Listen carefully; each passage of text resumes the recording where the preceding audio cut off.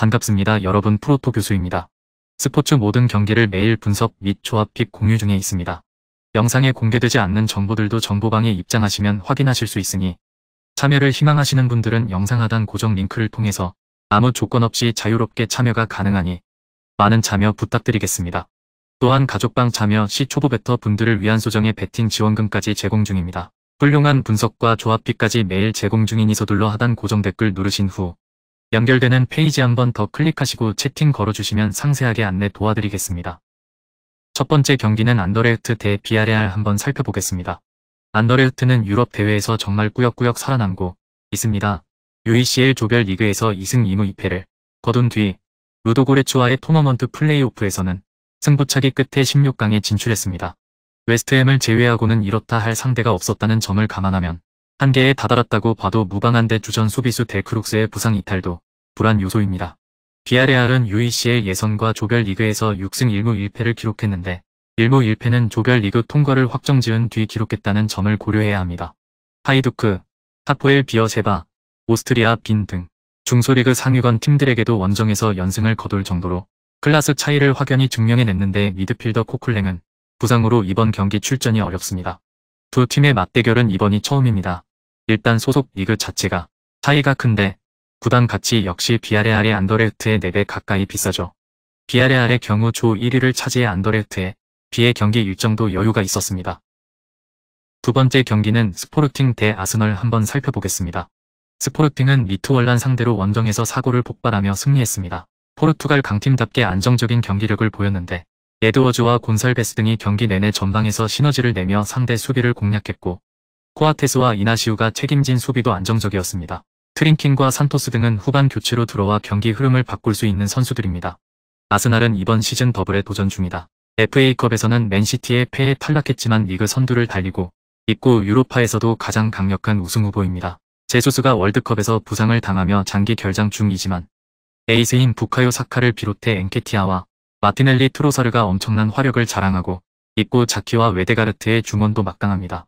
스포르팅도 탄탄한 전력을 자랑하는 팀인 건 사실이지만 상승세의 아스날을 감당하긴 어렵습니다. 특히 오리타와 우가르테 등의 중원 조합을 가동하는 스포르팅 상대로 자카와 파티가 경기 주도권을 확실하게 가져올 것입니다. 측면 수비가 다소 약한 홈팀 상대로 사카와 트로사르의 돌파에 의한 기회 창출도 가능한 아스날이 원정승을 따낼 것입니다.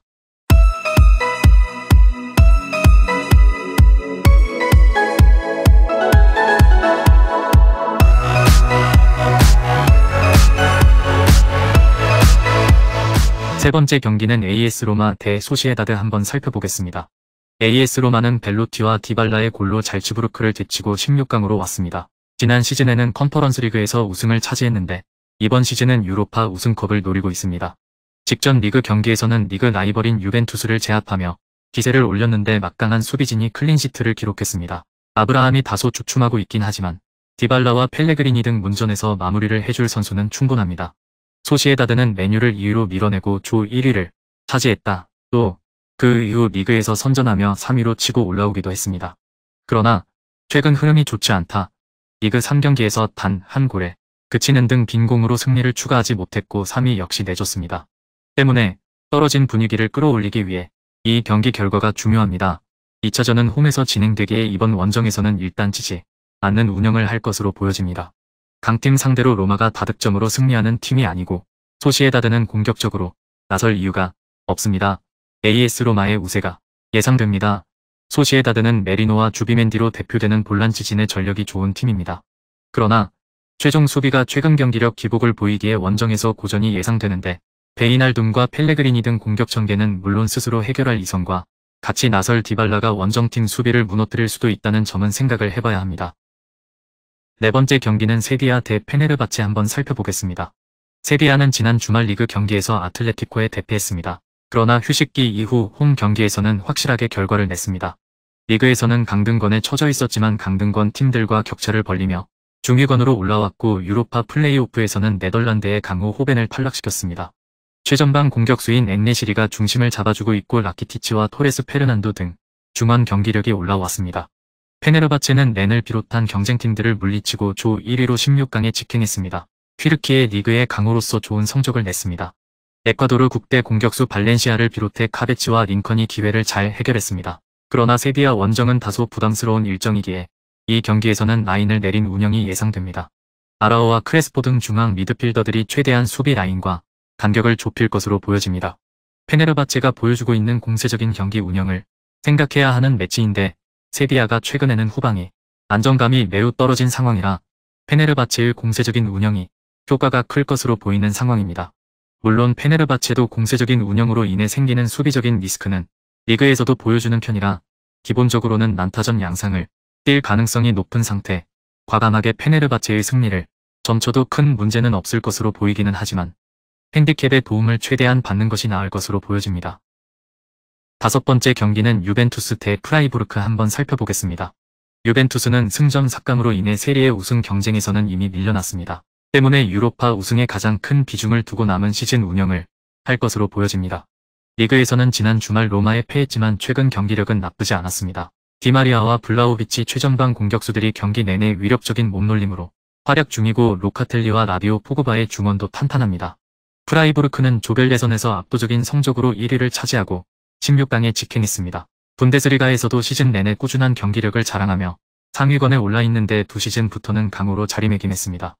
이번 일정은 원정이기에 무리하기보다는 수비 라인을 두텁게 하고 에게슈타인과 회플러 등 중앙 미드필더들이 수비를 보호하는 경기를 할 것입니다. 유벤투스가 홈에서는 득점력이 다소 상승하는 등 강세를 보이고는 있지만 낙관할 수는 없는 상태입니다. 일단 알레그리 감독의 성향상 1차전에서는 상당히 수비적으로 나설 가능성이 높은 상황이며 프라이부르크의 활동량 기반 전술도 유벤투스의 중원에서 공이 잘 돌지 않도록 할 가능성은 충분할 것입니다. 프라이부르크도 강호들을 만났을 때는 300이나 등 수비라인 구축에 용이한 전형을 사용하고 있음을 감안하면 저득점도 예상됩니다.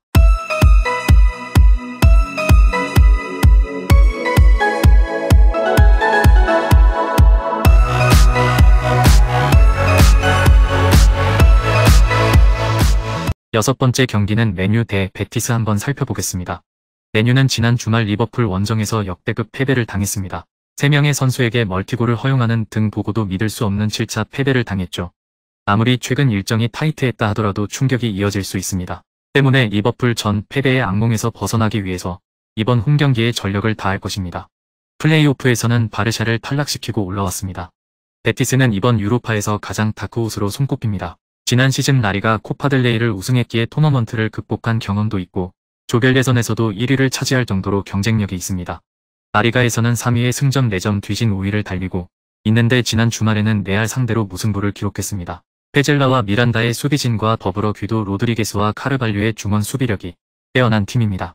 페키르의 부상으로 인해 맨유의 수비라인이 큰 부담을 가질 가능성이 적다는 점을 감안하면 역시 맨유가 유리한 매치라고 할 수 있을 것으로 보여집니다.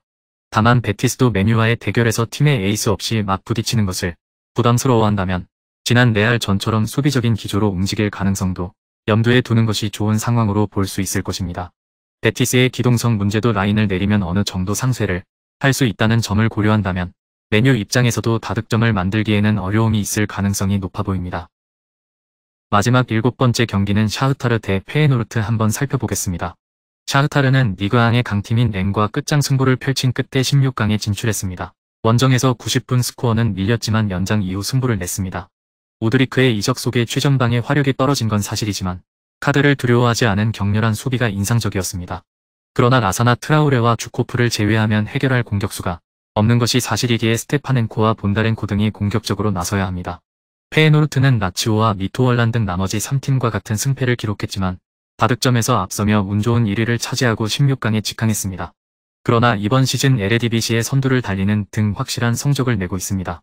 스지만스키가 부상으로 빠졌음에도 히메네스와 다닐로 파이샹과 지안바크시 등 최전방과 이선을 오가는 선수들이 마무리를 잘해주고 있고 코쿠의 중원 존재감도 대단하다. 스지만스키도 직전 경기에 돌아왔죠.